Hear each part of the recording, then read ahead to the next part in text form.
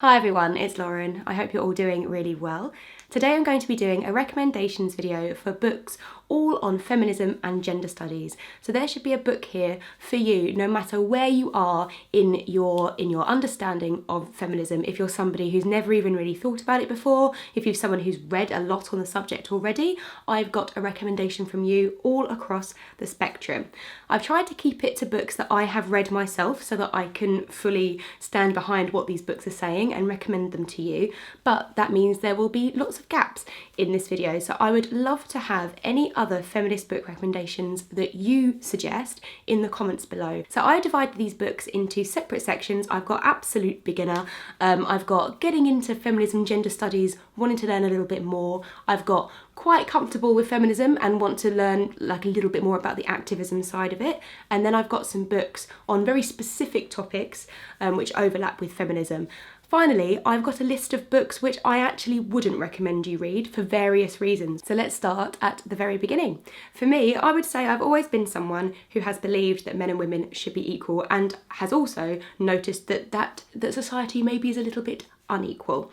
I think most people, if you ask them, would say, of course, I believe that men and women should be equal, but many people don't necessarily feel like they subscribe to what feminism is, or they don't know why they should be a feminist, or they don't really believe in that philosophy. And something for me which really changed the way I thought about sexism in daily life and pushed me down the road of reading more about feminism and maybe identifying more strongly as a feminist was Everyday Sexism. For me, it was the Twitter feed, Everyday Sexism, which retweets lots of different women's everyday experiences of microaggressions, small little elements of sexism, a lot of it about street harassment and catcalling. And Laura Bates is the person who started that project and then has collated a lot of different people's experiences into this book. It's brilliantly inclusive and it looks at lots of different people's examples of their lives from all kinds of different backgrounds, and it's very, very easy to read because it's just in these women's own voices. It also supplements those testimonies with like statistics and discussions about like the wider political situation. I think this is a really good starting point to identifying different areas of your life where sexism is probably occurring. Another fairly obvious starting point would be We Should All Be Feminists by Chimamanda Ngozi Adichie. This is a very short little pamphlet. It's taken from her TED Talk that she did on this subject, so you could just watch her TED Talk if you like. But what I really like about this is that it's very straightforward, very easy to understand. She mostly focuses on the situation between men and women in Nigeria, which is obviously where she grew up. But the way we talk about men and women and boys and girls growing up can be applicable to so many societies. And I think she's very eloquent on this subject. And I think it's quite good to start with something very small when you're just getting into learning about different political areas. So this is a really good jumping off point. And on that theme, Vintage have printed a lot of different little mini feminist books, which again I think are very useful if you're just starting to dip your toes in it as a subject. So these are a load of different feminist texts. These are abridged versions. They've taken chapters from certain books or given you extracts from them, which just give you a taster into all of these writings. And what I like about this collection is that you can see the evolution of feminist thought, I suppose, throughout the ages. So we start with Mary Wollstonecraft's The Vindication of the Rights of Women. They also have Simone de Beauvoir's The Second Sex, extracts from My Own Story by Emmeline Pankhurst, A Bit of a Room of One's Own by Virginia Woolf, and The Beauty Myth by Naomi Wolf. And yeah, I think these are really good starting points because you can then go and read the full book if you want to. And I really enjoyed reading them kind of all together, especially when you start with Mary Wollstonecraft. You realise how like tentatively she's going about it, and it's funny how radical what she was saying seemed at that time. So I think this is really useful just to think about how far we've come in terms of equality and in terms of what we talk about when we talk about equality. And different women throughout the ages have been fighting for different things, such as the right to an education, such as the right to vote. And then when we get all the way to The Beauty Myth, we're talking about, the way women are perceived and sexualised. And I would take those a little bit further. I've read A Room of One's Own in entirety and I really, really love it. I think this is a really good starting point, not just to think about historically how women have been treated, but also for Virginia Woolf's writing. I think even if you're not a real fan of Woolf, this is very, very easy to read. It's not like a lot of her other works of fiction, but it takes the form as almost a fictionalized day in Virginia Woolf's life, where she's talking about going into a library and looking at all the genius books written by men, and she's wondering, why haven't women ever had the chance to be a genius? And she says the main reason for that is that in order to write, you need to have means, an income of your own, and a room of your own in which to write. And she's arguing how women have historically not had this. They've been beholden to their husbands, and they haven't ever had their own space in the house or quiet in order to do that. A lot of women writers who are historically writing before Virginia Woolf's time, such as Jane Austen, the Bronte sisters, were unmarried and didn't have other holds on their time. Bit of a controversial book here, but I'm going to include it anyway as an introductory one, and that is Lean In by Sheryl Sandberg. Now, this is about women and working. It's about a very specific type of women and working, mostly white, middle-class women working in business, which is obviously not what the majority of women in the world are doing.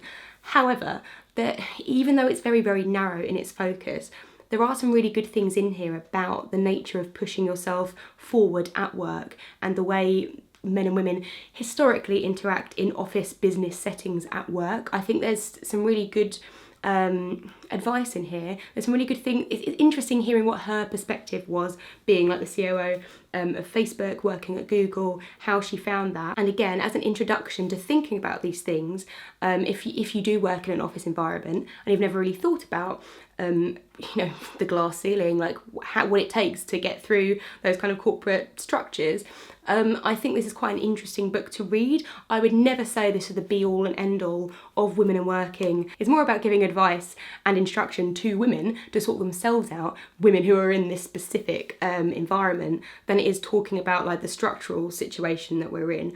But if you are somebody who is in that environment, this is probably quite a good introduction to start thinking about those kinds of differences that maybe you're experiencing. And finally, for the starter books, we have another little small tome by Mary Beard, which is Women and Power. Now, this is very, very small, and it's not really a book. This is basically 2 different lectures that Mary Beard gave, and it's just been put into a book. There's lots of pictures in here as well, so it reads extremely quickly.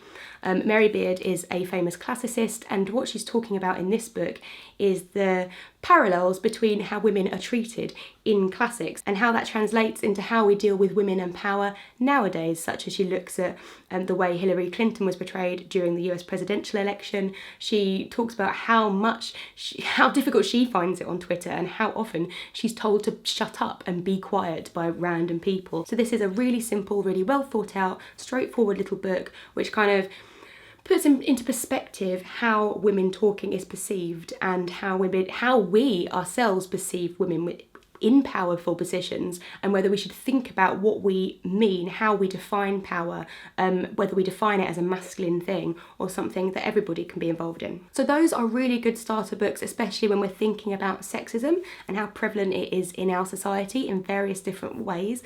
That gives you really good underlying knowledge in order to go out and learn about some more things. This next group of books aren't necessarily about feminism, aren't necessarily about equality historically, but they're more about gender and just the concept of gender. And I found all of these books I'm about to recommend very, very easy to read. They're written in such conversational language, and they really get you thinking about what gender is. So my first recommendation is The Gender Games by Juno Dawson. So Juno's a trans woman, and this is a semi-autobiographical look of her coming to terms with that, realising who she is, and her going through her transition, and also just a comment on gender in general. And it's a really fun book. It's really funny to read. She talks a lot about her love of Doctor Who and the Spice Girls growing up, and I think the subtitle just says it all. It says the problem with men and women from someone who has been both. In a similar vein is Girls Will Be Girls by Emma O'Toole. This is probably more leaning towards the essay research side than the autobiography side, but Emma O'Toole really does talk about her own experiences and her realisation as to what gender is. And again, very, very funny. I think my only criticism of this book is that she does call her readers girls, women a lot. She just assumes you're a woman reading this book, which, presumably it's for everybody. But what she says in here is so fascinating, and it's really talking about how we perform our own gender, and it's not just about a biological thing, it's about how we hold ourselves, what clothes we wear, what we say, and how you're rewarded if you conform to the gender stereotype that fits in with your biological sex. And it's a really good grounding for these kind of topics because you know, some of these concepts, especially in some of the other books I'm going to mention, are quite abstract. You know, they are very academic, and this is such a good introduction to thinking about gender in that way, and also having that conversation. Really well written, really easy to read, and really funny in places as well. A brilliant book for introducing how women are perceived in the media as well is Trainwreck by Sadie Doyle. Now, I read this last year for our Feminist Orchestra book club, and I really liked it. What Sadie Doyle is doing here is looking at the concept of a female train wreck. So a lot of great examples that she uses are Britney Spears, Amy Winehouse, this idea of a woman being so perfect and pure originally when she's young, and then just going completely off the rails, like the media building them up to be America's sweetheart, and then her being too much, too loud, too drunk, too sexual, too whatever, and that same media then almost constructing her downfall. It's really fascinating. She also uses some great historical examples such as Charlotte Bronte, who else, Billie Holiday, Sylvia Plath, this romanticised idea of a woman going off the rails. Really interesting. I have not read her new book yet, but I will just include that in here because it sounds very interesting, which is Dead Blondes and Bad Mothers. So that has just come out last month, and I'm going to be reading that as soon as possible. And then for a different perspective on gender, I think this book is absolutely fabulous, and that's The Descent of Man by Grayson Perry. Every other book I'm including in this video has been written by a woman, and obviously when you're thinking about sexism, discrimination, feminism, that those are examples and stories which come from women. But if we're talking about gender, that's something that affects all of us, and I think it's very important to hear from a man talking about gender, because I'm a woman, and you know, how do I know what it's like to be a man? The concept of growing up under the weight of masculinity is so interesting. Grayson Perry is a transvestite anyway, so he's had a lot of experience of people treating him differently depending on how he's presenting. My husband loved this book, he found it really interesting, and I think it's really important for us to think about gender, the constructs of gender which affect all of us and hurt all of us. Sexism hurts everybody in slightly different ways. Obviously the power dynamics are that women have less power, but the current situation that we're in isn't really great for men's mental health, and it's not great for anybody who deviates from those strict gender norms. So this is a really great addition. So my next lot of books are those, I wouldn't call them advanced necessarily, but some of them are a little bit more, they assume a higher level of knowledge perhaps in terms of what feminism is, what it has been doing historically, or they perhaps go into a lot more detail about certain things. So although I'm not saying these are difficult books, but if you haven't ever read anything before, I wouldn't start with these necessarily. I'm going to start with Do It Like a Woman by Caroline Credo Perez. And this is a really interesting collection of stories from women all over the world. It's split into different chapters, like doing it like a woman, advocating like a woman, leading like a woman.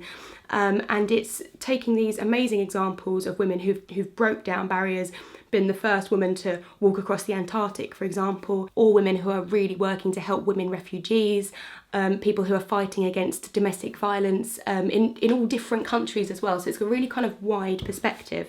And I think this book is really good for getting you riled up. It's very inspirational to see what all these women globally have been doing and achieving. And it's a really good start, I think, if you are interested in kind of activism but not done anything about it yet. I'm someone who's like, yes, we should do something, but am I an activist? No. So it's really good for starting your thinking in that kind of vein. I will put a small caveat on this book because Caroline Credo Perez herself can be very white feminist, she can be very trans misogynistic. She's said a couple of things on Twitter, classic, which are a little bit not necessarily aligned with my philosophy, and I don't think really should be part of a feminist philosophy. This book, however, looks at lots of different women's experiences, so I'm going to include it because I think there's still a lot to be gained from what's in this book, and I'm going to let you make your mind up whether, you know, you can separate art from the artist, whether you think it's worth reading this book, whether you still want to support Caroline Creder Perez, whatever it is. I think cancel culture is very difficult. There's no right answer to a lot of these things. So I'm going to just put that caveat in there and let you make your own mind up. She's also written a new book which is about how the world is designed for men, which I haven't read, but I can see some of the seeds of that book in Do It Like a Woman, where she also talks about things how, for example, smartphones are just a certain size because they're based on the average man's hand, not the average woman. So that does sound like another one of those hang on a minute kind of books where it's something that you have never even considered sexist or something you've never realised is the case. So that does sound quite interesting as well. Next I have Delusions of Gender by Cordelia Fine, which I absolutely love. This is a fascinating book, basically debunking study after study that have said that men and women are just programmed to be different in their brains. There's a lot of complex neuroscience stuff in this book, but it's very accessible. It felt like I was in a lecture a lot of the time. Like Cordelia Fine does sometimes use personal examples. She sometimes makes little funny comments on the results of these scientific studies, but ultimately it feels very balanced and very kind of hands-off.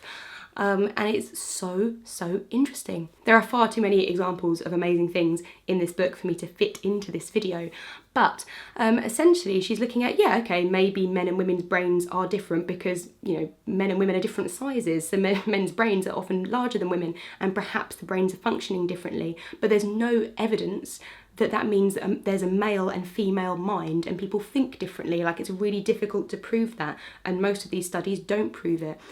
She also really talks about how gender is like self-reinforcing, especially for babies and young children. The way we interact with babies differs depending on what gender we think they are.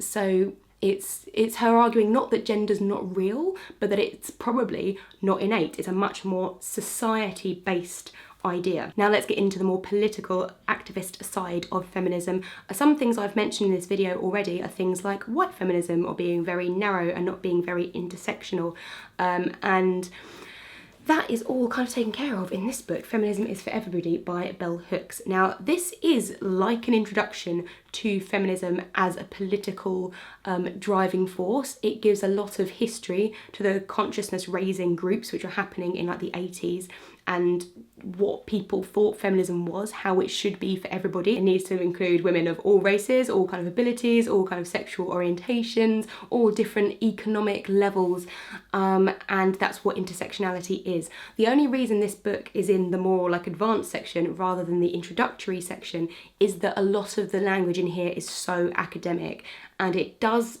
even though it's an introduction, it does kind of assume you know what the patriarchy is. It kind of assumes you're already on board with a lot of these concepts. So I think this is really interesting as a book at looking at the history of like the feminist movement, I suppose, and how feminism isn't really feminism unless it's advocating for all women. Another little book which takes a very similar argument is Feminism for the 99%, which is a small political manifesto. This again uses quite advanced academic political language to talk about feminism, but its main argument is that feminism needs to include everybody. It needs to be anti-capitalist, anti-racist, and what they call it, eco-socialist. So this is what I mean. There's a lot of isms in there, which is why it's a more advanced book than perhaps you would perceive it to be, as it is such a small little pamphlet. But ultimately this is a really good sort of breakdown of what feminism should be and what feminism shouldn't be, and this is very much anti lean in Sheryl Sandberg, which I mentioned earlier. So a good one to pick up if you're like, yes, I'm down with feminism, but I'm not really sure about how that fits into other like political movements, then this one links it all together. And finally, a specific person is being recommended at the end of this little group of books, and that is Audre Lorde. This is Zami, which is her autobiography, which I have read and absolutely loved. I haven't read a lot of her other essays, but I've heard such amazing things about them. So I'm going to start with recommending this book, which is beautifully written, and also just a really good insight into what it was like for her growing up in New York as a black feminist lesbian and how those things intersect. One of her pieces of work, which is really highly regarded, is Sister Outsider, And I feel like the main premise of that work is that, you know, if she's black, she's left out of the lesbian community, and if she's lesbian, she's left out of the black community, and she's like, you know, all of these things intersect, they're all me, and I'm not kind of included in any group that currently exist. So that's very interesting. I've also read this small little Penguin Modern pamphlet, which is her essay, The Master's Tools Will Never Dismantle the Master's House. I found this a little bit more difficult to read, actually, because it's a little bit more political activist-y. But it was a good little introduction, especially combined with her autobiography. Another book of her writings, which I haven't read yet, is Your Silence Will Not Protect You. And this is essays, this is interviews, this is poems. So having read her autobiography now, I'm really excited to read this. But she's a very interesting character to research, so I would definitely recommend checking her out if you haven't already. Finally, I had a couple of other books which were quite specific, so they didn't really fit into any of the other genres, but I would still recommend reading them. The first one is Leftover Women by Lita Hong Fincher, and this is about, I guess, feminism and inequality between men and women in China specifically, and the government's drive to make women marry as soon as possible. Essentially, after the one-child policy, China has been left with a much higher ratio of men than women, and so it's very important to the government that all of these women marry, because if they don't, they're going to have even more young single men running around. So this is about their propaganda that if you get to about the age of 28 and you're not married, then you're a leftover woman. It also talks about their crackdown on lesbians, like the LGBT community as well, and about the expected relationship dynamics between men and women in China, such as the idea that the man feels like he needs to have bought his own house before he can get married, so parents buy houses for sons but not for daughters, women giving all of their life savings towards a house but then not having their name on the deed, having it just in their husband's name. And another book that looks at inequality between men and women within a specific society is Why Women Have Better Sex Under Socialism by Kristen R. Godsey. This is a collection of essays, and it's a bit of a, I feel like the title is a little bit silly, but it's actually a very interesting book, and it's looking at the fact that after the fall of communism and the socialist state in Eastern Europe, people were very quick to be like, that was an awful society, and in many ways it was, and just to pursue the kind of capitalist route. Whereas she's saying, actually, there's lots of arguments that life for women was actually better in comparison to men under some of these socialist states than they are under capitalism. And then she talks about, it's not like saying we should go back to that kind of socialist totalitarian state at all, but she's saying there are other countries, such as in the Scandinavian countries, which do follow a form of socialism. And her main argument is that when you have a state which has better welfare, such as healthcare and nurseries for children, help with childcare, education, that makes women's lives easier, because a lot of their labour, which is normally unpaid, such as child raising, looking after homes, etc., caring for elderly relatives, that kind of care work isn't valued under capitalism, but under socialism, it's kind of looked after by the whole state. So it's kind of an interesting perspective, and a book that I think you could disregard this book from its title, but there's actually some really interesting points that she makes in here. And finally, I'm just going to mention a couple of books which you may have heard of, which I probably personally wouldn't recommend reading, or I might recommend, but maybe for specific reasons. So the first one of these is Bad Feminist by Roxanne Gay. There is nothing wrong with this collection at all, but if you haven't read it, I would say there are some essays in here which are fantastic, but most of the essays didn't really feel like they were about being a feminist or feminism. There's some essays which almost feel like literary criticism for specific books that then I haven't read. So it's a bit of a weird collection, and I think the title doesn't really give you the right impression as to what these essays are about, but that's not to say Roxanne Gay's writing is bad, far from it, but I wouldn't necessarily go, oh yeah, this is the book on feminism that you need to read. Next, an essay collection again, which isn't that bad, but I probably wouldn't recommend you start with, and that is Men Explain Things to Me by Rebecca Solnit. Now this is a collection of essays that Rebecca Solnit wrote at specific points, and they were published in newspapers. So the problem with this collection is she's talking about really specific things that happened, but she's talking about them as if they're current, because that's when this essay was written. And reading about some of these things 10, 15 years later, I've forgotten all the details of these events. So it makes it quite difficult for me to recommend this collection of essays because it doesn't read as well as it might do.